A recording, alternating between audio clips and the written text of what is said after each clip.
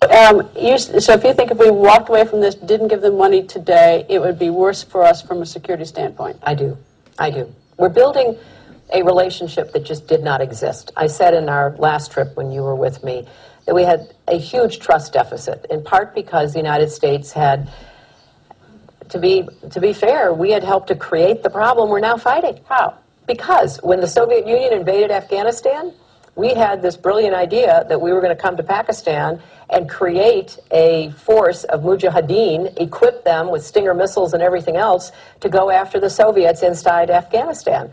And we were successful. The Soviets left Afghanistan, and then we said, great, goodbye, leaving these trained people who were fanatical in Afghanistan and Pakistan, leaving them well armed, creating a mess, frankly, that at the time we didn't really recognize. We were just so happy to see the Soviet Union fall, and we thought, okay, fine, we're okay now. Everything's going to be so much better.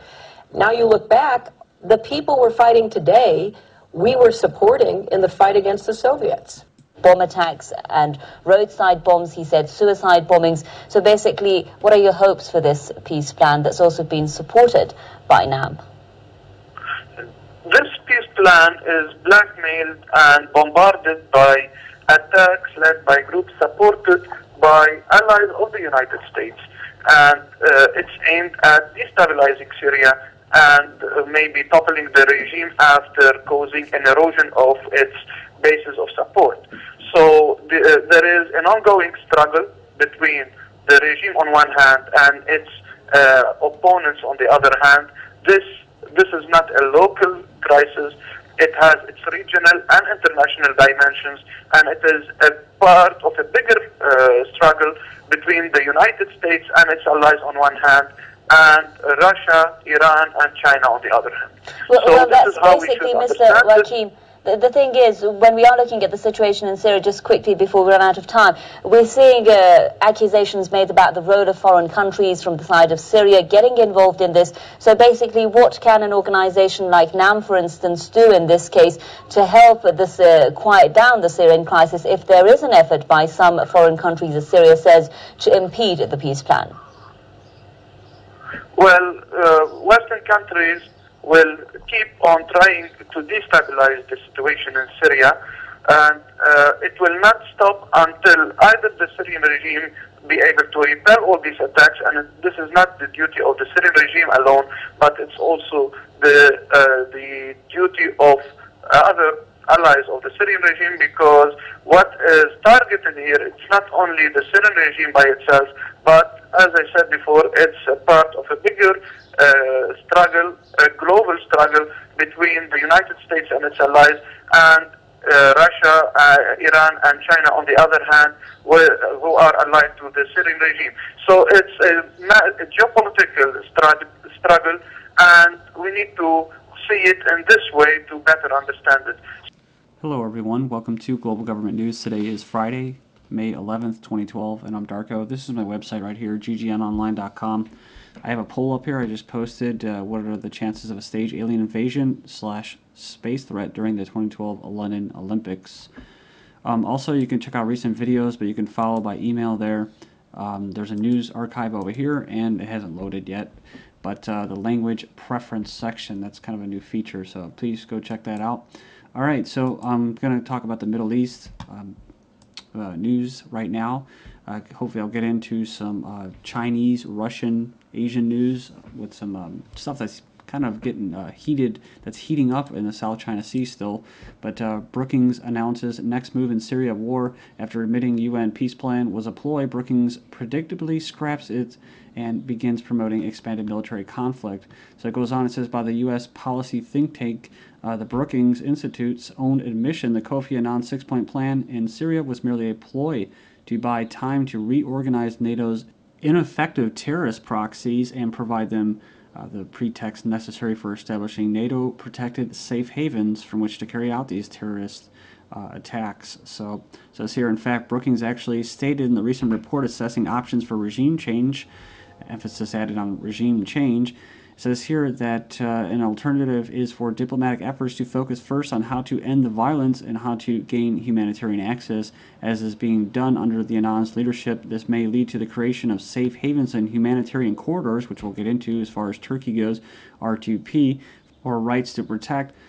From that starting point, however, it is possible that a broad coalition with the appropriate international mandate could add further coercive action to its efforts. Page 4, assessing options for regime change at the Brookings Institute. So there's the actual document. I mean, this is the real government. So for those people that say that their vote counts, you just go ahead and tell them that these think tanks are the ones that are actually calling the shots. Syrian War, the Prequel, 2007 New Yorker article, exposed U.S.-Israeli-Saudi conspiracy to overthrow Assad. So it says here, it's some quick bullet points. Muslim Brotherhood serves as the primary instrument of U.S., Israel, and Saudi Arabia. Lebanon was designated as a staging ground to destabilize Syria with Sunni extremists. Saudi and Muslim Brotherhood anti-Israeli and anti-American sentiments are feigned. U.S. intelligence knew in advance unleashing Sunni extremists would result in genocide, and Saudis and Americans admit Sunni extremists are under their control.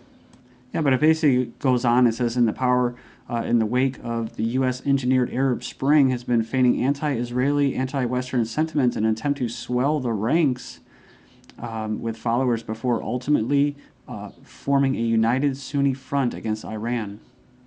So yeah, included in this 07 article in the New Yorker, it was written by Seymour Hersh, who I've actually used before as a semi-reference for Iran, the quote attack on Iran, is what says that the U.S. is funding a region-wide network of militants and terrorists, many of whom have literally trained at al-Qaeda camps. So, but he goes on, he says how they'd like to portray themselves, these Sunnis, proxies attempt to portray themselves as anti-Israeli, and how they're creating instability from out of Lebanon. Next up, we have Syrian rebels admit terrorist bombing campaign. So it goes on, it says, in an attempt to soften coming revelations that Syrians' opposition will be increasingly armed and backed by the West for a final military push for basically regime change. A Reuters article reported with the title, "Outgunned Syria Rebels Make Shift to Bomb." So they're getting desperate, right? So the report admits that the Syrian rebels depicted so far as hapless pro-democracy protesters are now turning to suicide bombing tactics. One of the quotes of the rebel fighter said, "We're starting to get smarter about these tactics because people are just too poor and we don't have enough rifles." It goes on and he says that, and of course he wasn't armed or anything, he says it's just no match for the army, so we're trying to focus on ways to fight. It says Reuters attempts to allay the fears of its readers by claiming rebels they interviewed insisted that, unlike al-Qaeda, their bombs were aimed at military and never civilian targets. So, but it goes on and it says that paradoxically, however, the Reuters story reveals that the rebel bombing campaign is being carried out by Sunni hardliners who learned their bombing skills from fighting and killing U.S. troops in neighboring Iraq. In other words, the very al-Qaeda the rebels claim they are not like. UN, or the United Nations, confirms arms smuggling between Lebanon and Syria. United Nations has information that arms are being smuggled in both directions between Lebanon and Syria, a UN Middle East envoy said on Tuesday. He went on and said, based on the information, they have reasons to believe that there is a flow of arms both ways from Lebanon into Syria and from Syria into Lebanon. That's right. It's they say that these containers that were going to the Syrian rebel forces arrived from Libya. Now that's the country that's basically, they've just done the same thing to them in the past year and a half, right? So now they have al-Qaeda actually has their own little flag raised with Sharia law and stuff wanting to be instituted in there, and the Libyan people have lost, and so now they're using that as a little proxy to wage war and ship in weapons to these other terrorists. So just like that last article, these poor peaceful protesters were receiving cargo that included heavy machine guns, artillery shells, rockets, rocket launchers, and other explosives of security officials. So if you don't believe the United Nations, you don't believe these other sources, let's go here. Arming Syrian rebels, wrong way to go, says NATO's Rasmussen. So even NATO, the head of NATO, the Secretary General, is saying it's not good. Now he's saying this because what? It's happening. So now you know. He says, I don't think it's the way forward would be to provide any group with weapons. Well, they already have their foe or foe, however you pronounce your name. Turkish Daily, CIA, Mossad behind Syria bombings. So it says here, the Turkish Daily said that the suicide bombings represent a way of incitement carried out by the CIA Mossad agents in Iraq and are now being applied in Syria, Lebanese Daily Albana reported as well. So this is like what's going on in Afghanistan with the lone shooters. The report made it clear that the agents have bombed mosques during the occupation of Iraq in order to incite Shiites against Sunnis and vice versa. Yeah, so this is the thing with these Syrian suicide bombers. They may not even be suicide bombers. So it says here the agents have achieved their goal. But he goes here and he says all bombings were declared suicide attacks while the suicide bombers were announced killed, but the fact is contrary to what was claimed in the report. It says here the newspaper pointed out that the CIA and Mossad are adopting the same methods now in Syria in order to thwart the plan of UN envoy to the country, Kofi Annan, which was just basically to what? To stall time so that they can do what they're doing now. Turkey says NATO Article 5 or R2P still at play in Syrian crisis. The possibility of invoking rights to military protection of Turkish borders against threats from Syria under Article 5 of the NATO Charter is still on Turkey's agenda, the foreign minister said. So this is the global government's legal loophole or backdoor into just basically invading a country in the name of humanitarianism. I've covered this before, where they can declare a humanitarian corridor or a no-fly zone. They can start bombing people, including civilians. That's their way of helping civilians. Okay, so we're going to move on here to U.S. ambassador unveiled terror threat to Syria's Assad.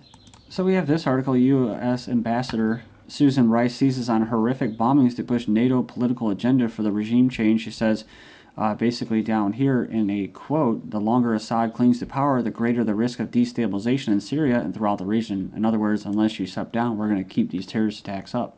So in case you didn't know, I just saw a map today, and just when you see all these maps where certain countries like Syria and them were being surrounded, Iran now being surrounded by bases, and you see that Jordan is right there, smack dab next to Damascus in Syria. It kind of makes sense. U.S. Jordan Special Operations exercise to involve 12,000 troops. I remember I mentioned this about a week and a half ago, but it's just again in the news confirming it. U.S. military said that on May 9th that 12,000 troops from 17 countries are taking part in this month's military exercise in Jordan, seeking to enhance their abilities to meet security challenges. Well, I wonder what those challenges maybe be. Like a regime change in the next neighboring country. Massive show of force over 15 nations to join U.S.-led military drill near Syria border. Well, that's what we were just talking about. So the editor's note says a subtle snickering from the U.S. official, the location of the drill, sheer manpower and public nature of this military maneuver speaks volumes. Turkey will invoke the NATO Charter, that's what we're just talking about, R2P, and their U.S., European, Arab, or Arabian partners will back them up. Egyptian candidates call Israel the enemy during a debate. Then we have U.S. officials saying they are to be fearful of the looming Israeli strike on Iran. The Israeli unity government has Washington worried about an imminent attack. Then we have petrodollar warfare. Iran accepts the Chinese renminbi for crude oil. So we're talking about the yuan. Pakistan and Iran to introduce banking channel for currency swap to avoid these sanctions for energy. Then Pakistan successfully test fires a HAT-F-3 ballistic missile, while India to prepare for pincer strikes by Pakistan and China. So hopefully you remember when there was about 24 Pakistani soldiers that were drone bombed and killed, and Pakistan basically did what? They didn't allow NATO supplies to go through, so now they're going to get hit with sanctions possible. The U.S. ambassador to Pakistan's bowing out. He disagreed with the Pentagon and CIA, and he argued for a reduction in drone strikes, which was a big deal over there. U.S. military taught officers use Hiroshima tactics for total war on Islam, that's right, and it's necessary to protect America from Islamic terrorists. A poll reveals that al-Qaeda's unpopularity among Muslims is up almost 70%. Then moving on here, we have British Intel, MI5 and MI6 behind underwear bomber plot. I kind of called that on Monday, right? When I first saw it, CIA unraveled bomb plot from within, so it's also from the CIA. That's why they call it Al-Qaeda or Al-Qaeda unmasked. It says here, Swiss nationals are said to be joining jihadists, demonstrates a need for enhanced laws to protect the public against this threat. Here's more BS. Al-Qaeda or Al-Qaeda bomb maker designs bombs to hide in cameras, hard drives, and pets, so more rights to be given up. But remember this, use of body cavity. Al-Qaeda's going to be using pregnant women to hide bombs. But look at this, body scanners would not detect underwear bombers. This is after Yemeni Christmas bomber, we got body scanners. And then we have Pentagon sending military trainers to Yemen to fight Al-Qaeda. This is after they doubled aid to Yemen to fight Al-Qaeda in 2010. But what? Yemen Yemen funneled U.S. aid to al-Qaeda. Well, Yemen, and then the UN says Coney is on the move, while a Ugandan says he's already dead. Thank you.